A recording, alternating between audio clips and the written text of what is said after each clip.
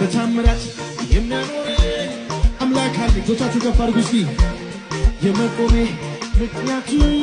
የእግዚአብሔር ምሕረቱ በታምራት የሚያኖረኝ አምላክ አለ የሚያስብልኝ የመቆሜ ምክንያቱ የእግዚአብሔር